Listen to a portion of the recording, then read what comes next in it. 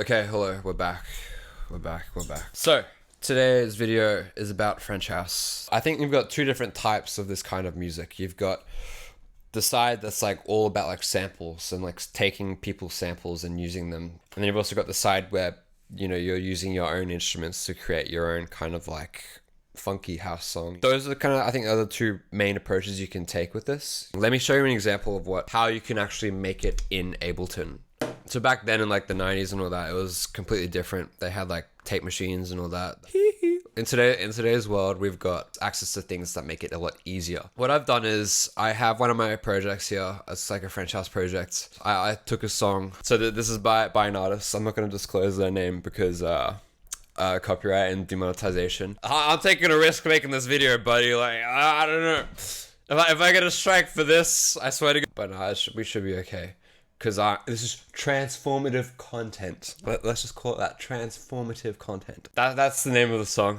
It's by an artist who has made a lot of songs. You know, like funny thing about this track is my mate PX1. He sent me one of his songs and he's like, here's the reference track in this song, and this is the reference track for the song. So I'm just like, you know what? Why not use the reference track to make a song? You know, like creative genius. All right. So enough of this fluff. Let me show you first the main idea. I think that's a good start.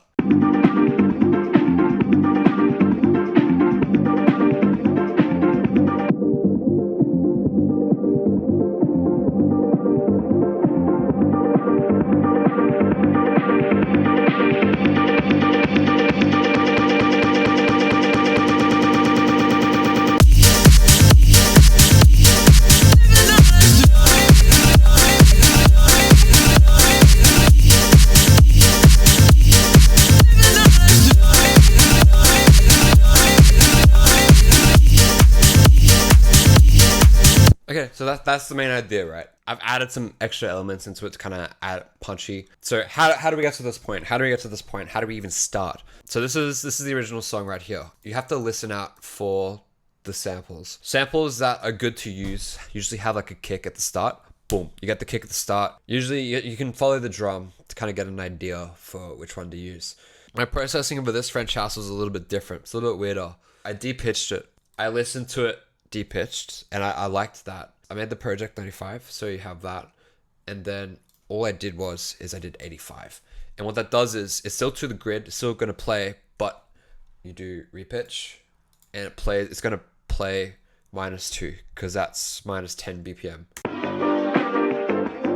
So I did that like that, and then what I did, I went Command J just for that little section or whatever, the sample or whatever, and then now that pitch is permanent on this sample, right? You just go 132. I can play this now because it's transformed. And I just had it on beats. So as you can hear, it sounds a little bit choppy, but that's kind of what you want. It kind of gives it a bit more of an effect. Look, if you really wanted to, you could go Complex Pro, whatever, do the formants, whatever, blah, blah, blah, blah, blah.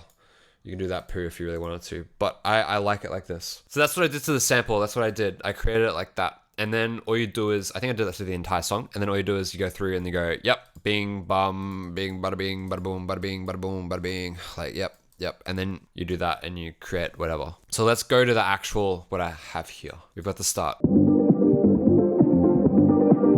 Right, you got that. You got to build up. It's just that sample repeating over and over again. Like I said, the repetition. That's what you want. I'll go through this. Dun, dun, dun, dun. And then you repeat that. Dun, dun, dun. This sample here going 3 times, right? Like that. That's 3 times.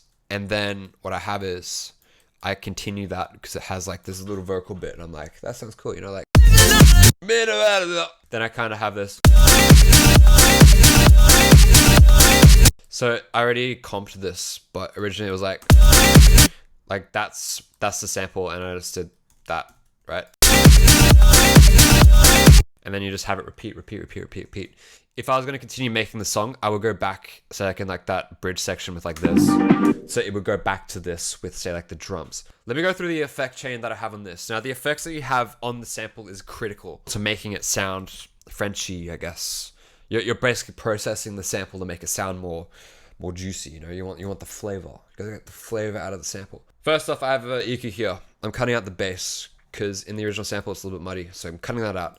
Then I have an OTT. OTT is the classic, you know, it's compressing the sound, it's making it more full, it's making it like louder. So the way you do that is you in Ableton, you just put that output all the way up. You can adjust these as well. You can also adjust like the ratios of the different bands, but I don't really do that. OTT is already set to a good band.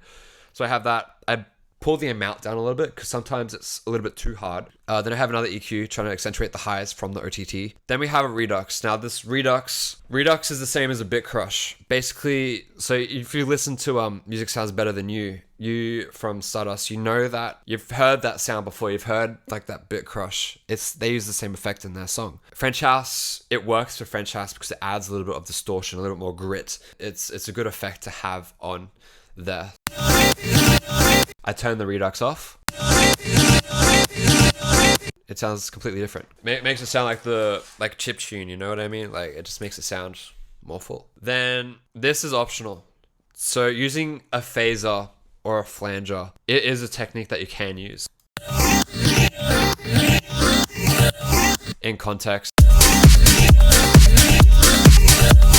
So it kind of like adds another like layer. In this example, I didn't really like it on there, so I just turned it off. This is the sidechain. Now the sidechain is very critical for this. It does not sound good without the kick sidechain. The kick has to be on every fourth beat for French House. Otherwise it just sounds weird. So you got, I think this is my compressor layer 22, right?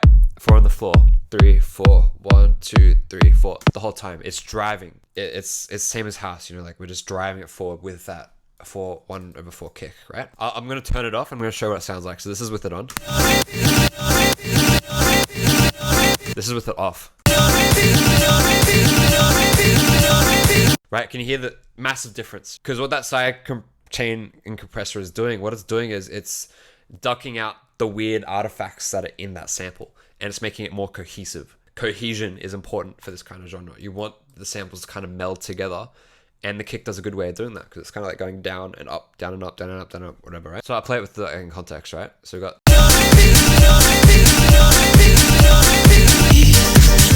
See, it needs that kick. Worlds difference, you know, worlds difference. Yeah, so there's just some extra effects. See, that's the main sample track. So obviously I haven't finished this track. It's just in the conceptual phase, I guess. Let's continue on from that. So as I said, bass sound here, basically copy paste of like the top one, but now we have an EQ on that. And for this, I enhance the bass there, right? So I'm accentuating the bass. So that's the bass there. Drums, let's look at the drums. This group here. So I've got this. So you got the kick. I've got a side channel on a separate channel. I usually like to do that. It's just literally just like I make my kick in like the chorus and then I just literally just duplicate it. And then we've got here a loop. So with this loop, it's kind of adding some high ends. Right, and I'm compressing it from the kick. Kind of gives it a bit more of a bounce, a bit more of a groove. So that's kind of just there as like a layer. Then I've got another layer here, like a shaker, right? And I'm compressing it again with the kick. And then here we go. I've added some extra drum layers. This is the old snare. Kind of sounds too like wide. It sounds okay, but I prefer this snare compared to this. So I'm using this snare instead. I've just got an EQ on it, just emphasizing the mid-low range, whatever. Snares are good, like the mid-low range, like around 2 on like EQ8 for Ableton. That's a good to kind of accentuate it. And then I got a 909 hi-hat, very easy, just like. Right, I'm cutting the sample, so I don't need a sidechain or anything, so I'm just cutting it there, giving it room for the snare. There's no reverb on it, so it kind of works for that kind of like punchiness and aggressiveness. Then I've added this electric guitar. I was lazy and I didn't want to record a guitar line. Adding things to French house music that's deep-pitched is a little bit harder. It's harder if you go with like the repitched route. But with this song, I think when I made it, I was just experimenting with that original sample, and what I did is I just stumbled across like, oh, minus 10 BPM is like minus 2 or whatever. You know, you print that and you put all the effects on it and everything. Turned out the song's in E minor. So what I did is I grabbed this Oliver sample, I cut it in half, got the transients going, everything. It's all lined up. OTT, Redux again, because you want that crunch, and then you got phaser. Use the phaser on this one, makes it a bit more like lively, and then you got a side chain on this. So it sounds like this. Right? Nice and easy, nice and simple. That's what we want. It kind of boosts kind of like that chorusy section. I don't want it throughout the entire thing. Again, taking inspiration from Music Sounds Better With You. I would record like an actual guitar line, but I was just lazy and I just wanted to add this. So then what do we have here? We have more hats. Yep. So this is, again, helping that 99 hat, accentuated it. I have another hat here. Not much really going on. So they work together. It's like this. They sound like this. Right? Like big, like you're layering it, right? That's pretty much the whole idea. That's everything there. That's how I've done this. Because it's in E minor, I can add more things to it. I can do crazy things. Usually when making music with this idea, I would avoid using like a vocal part in that sample. But for this one, for some reason, like it works. I don't know. I feel like it works with it. And then you can add things like this.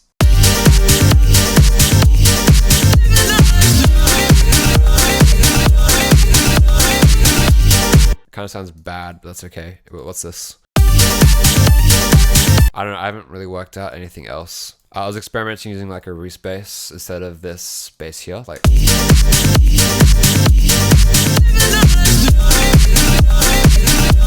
I don't know if it works. So yeah, that's kind of like a glimpse into like my French house process. I've made countless more ideas using this technique and these ideas, and I've made quite a few French house songs.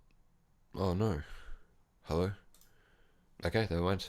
I guess that's the end of that. So this is definitely something that I could not release on like Spotify or whatever. Maybe there's a loophole. Maybe there is a loophole in that when I go to submit a song, there's an option to say, oh, this is a cover. I think that's like a cheeky loophole. Like I could just claim that the song is a cover of that original song and be like, yeah, you know, it's a cover and like it sounds nothing like the original song, but I'm using that song. It's probably a bad idea. I might finish that song and maybe put it on SoundCloud. That could be the go-to. Making French house and that kind of music is music that I like to make, and I think it's easy to do, and I think more people should give it a go. So anyways, that's the end of today's video. Thank you for watching again. Yeah, as always, do the like and subscribe, bro. Like, please, like, give me the like. Hey, bro, subscribe to my Patreon, bro. Like, let me know if you liked it. Anyways, I'll see you guys later. Peace. Enjoy.